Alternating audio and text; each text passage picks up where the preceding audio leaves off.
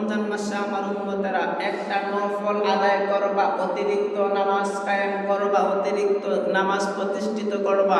আল্লাহ তাআলা তোমাদের আমলনামার মধ্যে অন্য মাসের একটা ফরজের সমান সওয়াব দান করবেন। জোরে বলি সুবহানাল্লাহ। আর রমজান মাসে যদি আমরা একটা ফরজ নামাজ আদায় করি, রমজান মাসে যদি আমরা একটা ফরজ আদায় করি, অন্য মাসের 70টা ফরজের সমান সওয়াব আল্লাহ তাআলা দান করবেন। জোরে বলি সুবহানাল্লাহ। আর একটু জোরে সুবহানাল্লাহ। নবী করিম সাল্লাল্লাহু আলাইহি ওয়াসাল্লাম বলেন, ও আমার উম্মত শোনো, যদি রমজান মাসে তোমরা কোনো রোজাদার ব্যক্তিকে ইফতার করাও পানি দিয়ে অথবা খেজুর দিয়ে, আল্লাহ তাআলা তোমাদের আমলনামার মধ্যে পূর্ণ একটা রোজার সওয়াব দান করবেন। জোরে বলি সুবহানাল্লাহ। নবী করিম সাল্লাল্লাহু আলাইহি ওয়াসাল্লাম বলেন, রমজান মাস যখন আসবে, আমার উম্মতেরা যদি 5 ওয়াক্ত নামাজ কায়েম করে, আল্লাহ তাআলা তো জানিয়ে দিয়েছেন 5 ওয়াক্ত নামাজ কায়েম করলে আল্লাহ তাআলা 50 ওয়াক্ত নামাজের সওয়াব দান করবেন। আমরা যদি রমজান মাসে 5 ওয়াক্ত নামাজ কায়েম করি, তাহলে আপনারা এখন হিসাব করেন 570 কত হয়। জোরে বলি সুবহানাল্লাহ। 570 কত হয়? আমরা যদি সামান্য একটু আমাদের মেধা কাটাই, যে আমরা তো সারাটা বছর নামাজই পড়লাম না, হেলায় খেলায় কাটিয়ে দিলাম, অর্থাৎ যেহেতু আমরা একটা সুযোগ পেয়েছি রমজান মাসের, কারণ আল্লাহ তো বলছেন 5 ওয়াক্ত পড়লে 50 দেবেন, 5 পড়লে 50 দেবেন। আল্লাহ তো আবারই জানাইছেন রমজান মাসে 1 ওয়াক্ত পড়লে 70 দান করবেন। জোরে বলি আমরা যদি রমজান মাসে রোজা রাখার পাশাপাশি 5 ওয়াক্ত নামাজটাকে প্রতিষ্ঠিত করি, দান করবেন। মায়ার নবী দয়ার নবী বলেন, ও আমার উম্মত শুনো, কোন রোজাদার ব্যক্তিকে যদি তুমি ইফতার করাও, তাহলে আল্লাহ তাআলা তোমার আমলনামার মধ্যে পূর্ণ একটি রোজার সওয়াব দান করবেন। জোরে বলি সুবহানাল্লাহ।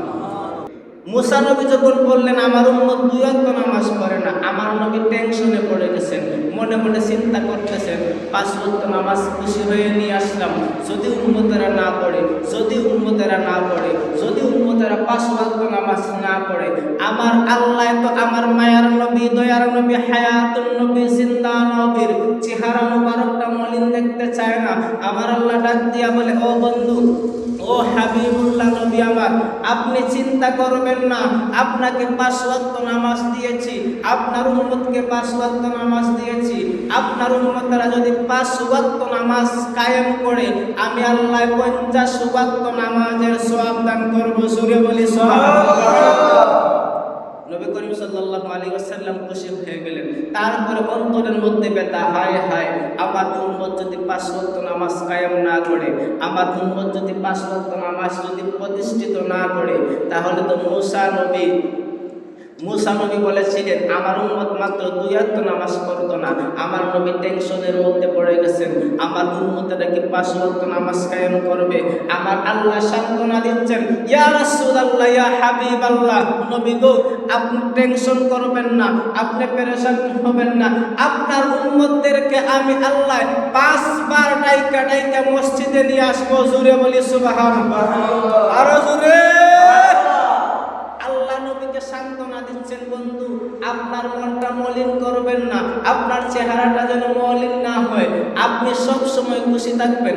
আপনি চিন্তা করতেছেন আপনার উম্মতেরা 5 ওয়াক্ত নামাজ কিভাবে কায়েম করবে, আমি আল্লাহ আপনাকে কথা দিচ্ছি গো নবীজি, আপনার উম্মতদেরকে আমি আল্লাহ 5 বার ডাইকা মসজিদে নিয়ে আসবো এবং নামাজ কায়েম করাইব। জোরে বলি সুবহানাল্লাহ।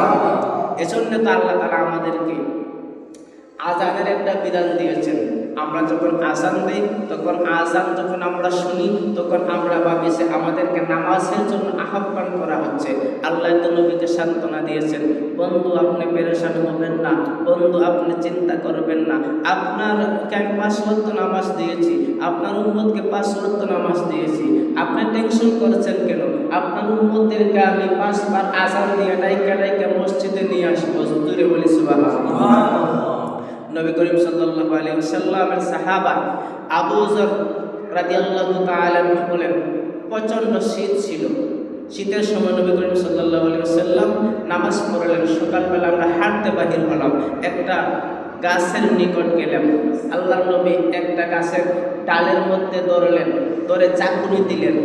চাকুনি দেওয়ার সাথে সাথে গাছ থেকে পাতাগুলি জমিনের মধ্যে পড়া শুরু করছে। আল্লাহর নবী জিজ্ঞেস করে, ও আবু যর, কেন আমি এটা করলাম জানোনি? আবু যর বলেন, আল্লাহু আ'লাম ওয়া রাসূলুহু, ইয়া রাসূলুল্লাহ, নবী গো, এটা তো আমি জানি না। ইয়া রাসূলুল্লাহ, নবী গো, এটা তো আল্লাহ এবং আল্লাহর রাসূলই ভালো জানেন। আল্লাহর নবী বলেন, আবু যর শুনো, আমি এই গাছের ডালের মধ্যে জারা দেওয়ার কারণে গাছ থেকে প্রত্যেকটা পাতাগুলি জোরে জোরে জমিনের মধ্যে পড়েছে। আমার উম্মতেরা যখন 5 ওয়াক্ত নামাজ কায়েম করবে, আমার উম্মতেরা যখন 5 ওয়াক্ত নামাজ প্রতিষ্ঠিত করবে, তাদের শরীর থেকে, তাদের দেহ থেকে, এই গাছ থেকে যেইভাবে পাতাগুলি জমিনের মধ্যে পড়েছে, তাদের গুনাহগুলি ঠিক তেমনি ভাবে জোরে পড়বে। জোরে বলি সুবহানাল্লাহ। আর একটু জোরে বলি সুবহানাল্লাহ। 5 ওয়াক্ত নামাজ পড়লে গুনাহগুলি জোরে পড়বে, গুনাহগুলি জোরে পড়বে। এর মধ্যে 2 দল আলেম দাঁড়িয়েছেন। এক দল আলেম বলছেন সগীরা গুনাহগুলি জোরে পড়বে, আর এক দল আলেম বলছেন কবিরা গুনাহগুলি জোরে পড়বে। আমার মন বলে, আল্লাহর নবী তো এই হাদিসের মাধ্যমে বলেন নাই ছোট গুনাহগুলি জোরে পড়বে। আমার মন বলে, এই হাদিস অনুযায়ী প্রত্যেকটা মানুষ যখন 5 ওয়াক্ত নামাজ কায়েম করবে, আল্লাহ তাআলা তার জীবনের সমস্ত গুনাহ মাফ করে দেবে। জোরে বলি আরো জোরে। এজন্য আমরা 5 ওয়াক্ত নামাজটা প্রতিষ্ঠা করব, 5 ওয়াক্ত নামাজ আমরা কায়েম করব। নবী বলেন, হায় হায়, নবী বলেন, কারো বাড়ির সামনে যদি একটা নদী থাকে, একটা নালা থাকে, আর একজন ব্যক্তি যদি নালার মধ্যে 5 বার গোসল করে, সাহাবায়ে কেরাম তোমরাই বলো কোনো ময়লা থাকবে না, কোনো ময়লা থাকবে না গায়ের মধ্যে?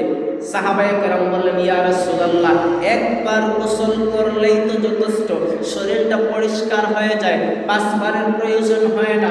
আল্লাহর নবী বললেন, ও আমার সাহাবাগণ শুনো, আমার উম্মতেরা যদি দৈনিক 5 বার নামাজ কায়েম করে, নামাজটাকে প্রতিষ্ঠিত করে, একবার গোসল করলে যেইভাবে শরীরটা পরিষ্কার হয়ে যায়, 5 বার গোসলের প্রয়োজন হয় না। 5 ওয়াক্ত নামাজ পড়লে আমার উম্মতের জীবনের গুনাহ কাটা সব গুনাহ কাটা আল্লাহ তাআলা মিটিয়ে দিবেন। জোরে বলি সুবহানাল্লাহ। আল্লাহর নবী বলছেন, 5 বার যদি আমরা নামাজ প্রতিষ্ঠিত করি, নামাজটাকে আমরা কায়েম করি, তাহলে আল্লাহ তাআলা আমাদের জীবনের সমস্ত গুনাহ মাফ করে দিবেন। নবী বলছেন, একবার গোসল করলেই তো শরীরটা পরিষ্কার হয়ে যায়। নবী বলছেন 5 বারের কথা, সাহাবারা বলছে একবার পারলেই যথেষ্ট। নবী গো, 5 বারের কোনো প্রয়োজন হয় না। নবী বলছেন, আমার উম্মতরা যদি 5 ওয়াক্ত নামাজ কায়েম করে, আল্লাহ তাআলা তাদের জীবনের সমস্ত গুনাহ মাফ করে তাদেরকে পুত পবিত্র করে দিবেন। জোরে বলি সুবহানাল্লাহ।